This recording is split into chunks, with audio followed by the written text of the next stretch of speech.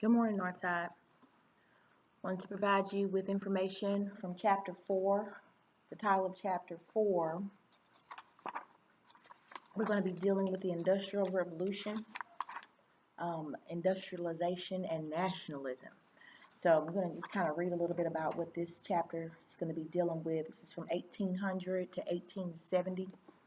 And major question, how can innovation affect ways of life? How does revolution bring about political and economic change? So thinking about the word innovation means doing something new. Remember, revolution, that's a time of great change. So when you bring those two things together, what do you get?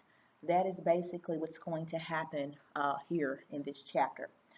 So what you will learn is how the Industrial Revolution transformed the nature of labor and economics in much of Europe, and how nationalism led to revolutions and independence movements throughout Europe and the Americas.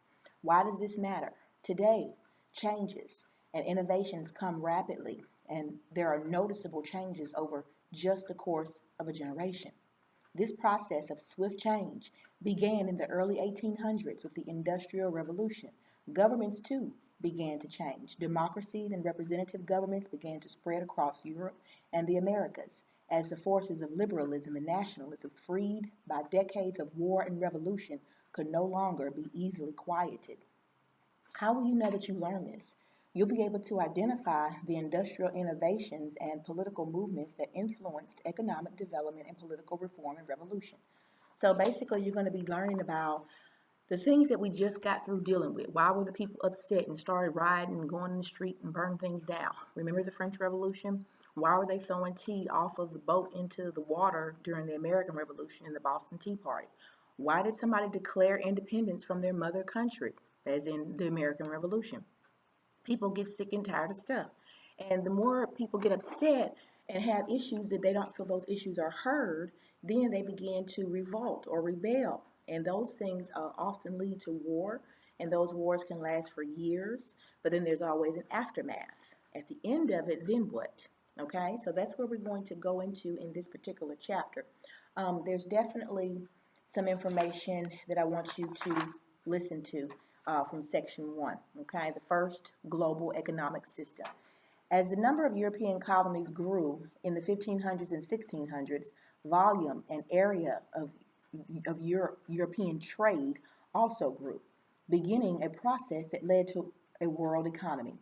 An Atlantic slave trade brought about as many as 10 million enslaved Africans to the Americas between 1500 and the late 1800s. King Afonso of Congo attempted to describe the extent of the crisis in his country. We cannot reckon how great the damage is, since slave traders are taking every day our natives, sons of the land, and sons of our noblemen, and vassals, and our relatives. So great, sir, is the corruption and licentiousness that our country is being depopulated. Okay, this was what the Mr. Afonso of Congo, he wrote a letter to the King of Portugal in 1526. The Portuguese were the first to go and trade human merchandise. Keep that in mind. The commercial revolution. Many Italian city-states grew rich from trade during the early Renaissance. However, the Italians and Ottomans controlled key trade routes in the 1400s. Other European powers, who also sought spices, silk, and other goods from Asia, began to look for alternative trade routes. The resulting 300-year-long age of exploration reshaped the world economy. The economic impact of the Renaissance was so fundamental that it's called the Commercial Revolution. This economic revolution saw the rapid expansion of European economies and the building of vast international trading empires. So it's all about the money, okay? And in most cases, if it's not about the money, most people don't want to talk about it. If it's not about the money, there's no need to wake people up and call their phone or go find them and write them a letter. But if it's about the money, people are going to have a lot to say. So this chapter is going to give us a lot of insight about this commercial revolution and how it is connected to even the other revolutions that we have been looking at, all right, in terms of how are people to be treated, what types of liberties should people have. This 10 million enslaved people that end up getting kidnapped and brought over to different continents, it's going to cause some problems in the near future. So, and we still are dealing with the remnants of this type of behavior. So every time there's a revolution, it can be, there's some good stuff to it, and then there's some bad stuff to it. This industrial revolution is good, but there are some negative things that are going to come as a result of it as well.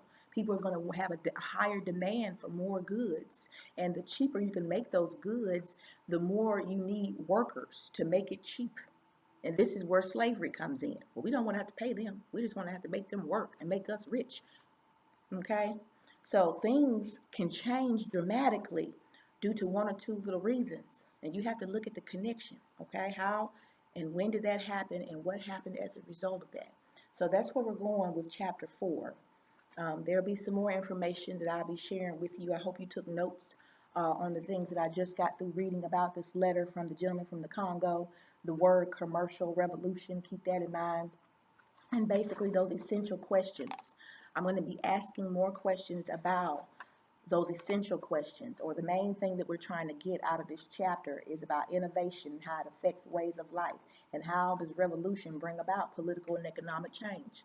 Because we found a new way to do something, if it's working and it's good and it's positive, then we should keep doing it. But if it hurts other people and then other people end up benefiting from it, see, then there's going to be some type of a conflict. Somebody's not going to be happy, okay? Because one side is going to end up having to suffer while the other side ends up seeing success. So this is where we're going to begin this week, and I just wanted to provide you with this video. There's another video I want you to watch. I want you to take notes. I want you to read the instructions that I provided for you. Peace and love until next time.